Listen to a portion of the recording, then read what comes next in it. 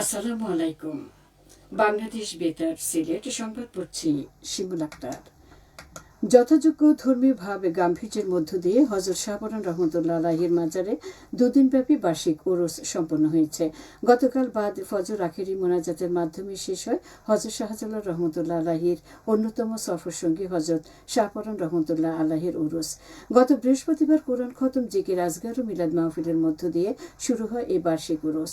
এবারের ওরসে অতীতের ন্যায় কোনো অতিরিক্ত আনুষ্ঠানিকতা বা সাংস্কৃতিক অনুষ্ঠানের আয়োজন করা হয়নি।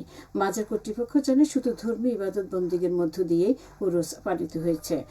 এদিকে উরুসে চলাকালে ইবাদতকারীদের নিরাপত্তা, শান্তি শৃঙ্খলা রক্ষায় প্রয়োজনীয় উদ্যোগ নেওয়া হয়। এছাড়া মাজারের পবিত্রতা রক্ষা এবং জিয়ারতের শান্তিপূর্ণ পরিবেশ নিশ্চিত করা হয়। মৌলভীবাজারের কুলাউড়া উপজেলার মনু নদীর উপর নির্মিত রাজাপুর সেতুর নির্মাণ প্রকল্পের কাজ এগিয়ে চলছে। এতে ব্যয় হচ্ছে প্রায় 100 কোটি টাকা। প্রকল্পের আওতায় পিসি গার্ডার ব্রিজ নির্মাণ শেষ হয়েছে। এখন চলছে সংযোগ সড়ক নির্মাণ কাজ। ইতিমধ্যে প্রকল্পটির 80% কাজ শেষ হয়েছে। বাকি কাজ শিগগিরই শেষ হবে বলে আশা করা যাচ্ছে। প্রকল্পটি বাস্তবায়িত হলে জেলার 3টি উপজেলার সাথে যোগাযোগ স্থাপন সহ ব্যবসা বাণিজ্যের প্রসার এলাকার মানুষের ভোগান্তি লাঘব হবে। সড়ক ও জনপদ অধিদপ্তর এটি বাস্তবায়ন করছে। মৌলভীবাজারে বাঁশ দিয়ে আকর্ষণীয় নকশা ও কারুকার্য সম্পন্ন ফার্নিচারের চাহিদা ক্রমশ বাড়ছে। ইতিমধ্যে জেলা জুড়ে 7টি কারখানা গড়ে উঠেছে। এসব কারখানা থেকে উৎপাদিত ফার্নিচার দেশ বিদেশে রপ্তানি করে বছরে প্রায় 3 কোটি টাকা আয় হচ্ছে। বাঁশ দিয়ে হাতে তৈরি এসব ফার্নিচার দেশি বিদেশি পর্যটক ও স্থানীয়দের নিকট ব্যাপক সমাদৃত হয়ে উঠেছে। এসব কারখানায় প্রায় 130 জন শ্রমিকের কর্মসংস্থানের সুযোগ সৃষ্টি হয়েছে। বাঁশ দিয়ে তৈরি আধুনিক ডিজাইনের সোফা সেট, খাট, ডাইনিং টেবিল, চেয়ার, আলনা, ড্রেসিং টেবিল, দরজা জানালা, ফুলের টব, রিডিং টেবিল, প্যান স্ট্যান্ড জেলার বিভিন্ন রিসোর্ট ও কটেজে, হোটেল, রেস্টুরেন্ট ও অফিসে ব্যবহৃত হচ্ছে। এতে অনুপ্রাণিত হয়ে বড়লেখা, জুড়ি, কুলাউড়া ও জেলা সদরে আরও 6টি কারখানা গড়ে উঠেছে। সিলেটের কোম্পানিগঞ্জে অবৈধ বালু উত্তোলনের দায়ে 2 জনকে কারাদণ্ড দেওয়া হয়েছে। গতকাল সকালে ধোলাই নদীর ইজারা বহির্ভূত স্থান থেকে বালু তোলার অপরাধে মাটি স্থাপনা আইনে তাদের 2 জনকে 1 বছরের বিনাশ্রম কারাদণ্ড প্রদান করেন উপজেলা প্রশাসন পরিচালিত ভ্রাম্যমাণ আদালত। বিষয়টি নিশ্চিত করেছেন কোম্পানিগঞ্জের উপজেলা নির্বাহী কর্মকর্তা মোহাম্মদ রবিন মিয়া।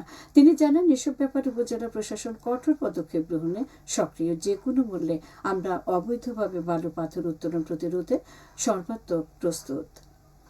সিলেটের কোম্পানিগঞ্জ উপজেলার ভোলাগঞ্জ সাদা পাথর থেকে লুট হওয়া পাথরের প্রায় 15 লাখ ঘনফুট প্রতিস্থাপন করা হয়েছে। আর উদ্ধার হয়েছে প্রায় 28 লাখ ঘনফুট পাথর। গতকাল বিকেলে কোম্পানিগঞ্জের উপজেলা নির্বাহী কর্মকর্তা মোহাম্মদ রবিন মিয়া এসব তথ্য জানান। পাথর প্রতিস্থাপনের কাজ শেষ হতে আরও কয়েকদিন সময় লাগতে পারে বলে জানিয়েছেন সিলেটের নবনিযুক্ত জেলা প্রশাসক মোহাম্মদ সরওয়ার আলম। সীমান্তে অভিযান চালিয়ে ভারতীয় গরু ও মহিষ আটক করেছে 19 বিজিবির একটি ব্যাটালিয়ন। সিলেটের জৈন্তাপুর উপজেলার যোগীগঞ্জ ব্যাটালিয়নের অধীনস্থ গুয়াবাড়ি বিউপির একটি বিশেষ টহল দল গতকাল ভোরে সীমান্তের শূন্য রেখায় অভিযান চালায়। এ সময় মালিকবিহীন অবস্থায় 8টি ভারতীয় গরু জব্দ করা হয়। এছাড়া জৈন্তাপুর এবং লালাখাল বিউপির পৃথক টহল দল সীমান্ত এলাকায় অভিযান চালিয়ে আরও 3টি ভারতীয় গরু ও একটি মহিষ জব্দ করে। জব্দকৃত একত্র গরু মহিষের মূল্য প্রায় 10,30,000 টাকা। শারদীয় দুর্গাপূজা উপলক্ষে সিলেটের বিশ্বনাথ উপজেলা পূজা উদযাপন পরিষদের উদ্যোগে বার্ষিক প্রতিনিধি সভা অনুষ্ঠিত হয়েছে। গতকাল দুপুরে পৌর শহরের পুরান বাজার এলাকাস্থ শ্রী শ্রী শনি মন্দির প্রাঙ্গণে সভাটি অনুষ্ঠিত হয়। এতে প্রধান অতিথির বক্তব্য রাখেন জেলা হিন্দু বৌদ্ধ খ্রিস্টান ঐক্য পরিষদের যুগ্ম সম্পাদক মানিক লাল দে।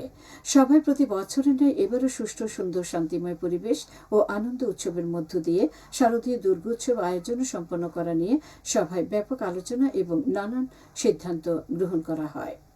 এবারে শুনুন কৃষি সংবাদ। সিলেটের জৈন্তাপুরে অবস্থিত সাইট্রাস গবেষণা কেন্দ্র বাংলাদেশের কৃষি গবেষণায় এক নতুন মাইলফলক সৃষ্টি করেছে। দীর্ঘ গবেষণার পর প্রতিষ্ঠানটির বৈজ্ঞানিক কর্মকর্তারা উদ্ভাবন করেছেন বিশ্বের সবচেয়ে ঝাল ও মূল্যবান গোলমরিচ জাত বাড়ি গোলমরিচ 1। এই লতানো শ্রেণীর মশলা জাতীয় ফসলটি দেখতে অনেকটাই পান পাতার মতো এবং পাহাড়ীয় টিলা জমিতে অত্যন্ত ভালোভাবে জন্মে। বাড়ি গোলমরিচ 1 মে মাসে ফুল দেয় এবং নভেম্বর মাসে ফল সংগ্রহ করা হয়।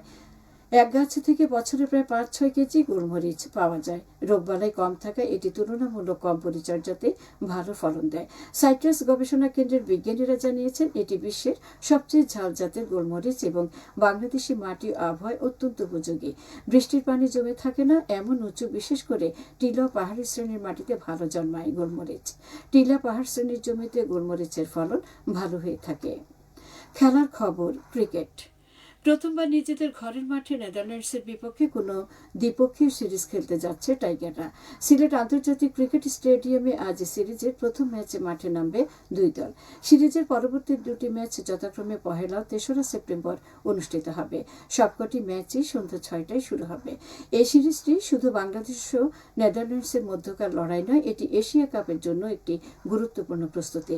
আগামী 11 সেপ্টেম্বর হংকংয়ের বিপক্ষে ম্যাচ দিয়ে শুরু হবে বাংলাদেশের এশিয়া কাপ মিশন। সবশেষে আবহাওয়া। সন্ধ্যা 6টা পর্যন্ত পূর্বাভাসে বলা হয়েছে সিলেট সহ পার্শ্ববর্তী এলাকায় আজ কোনো সতর্কবাণী নেই এবং কোনো সংকেতও দেখাতে হবে না। আজ সিলেটে সূর্যোদয় হয়েছে 5টা 33 মিনিটে এবং সূর্য অস্ত যাবে সন্ধ্যা 6টা 13 মিনিটে। সংবাদ শেষ হলে আমাদের পরবর্তী স্থানীয় সংবাদ প্রচারিত হবে বিকেল 4টা বেজে 30 মিনিটে।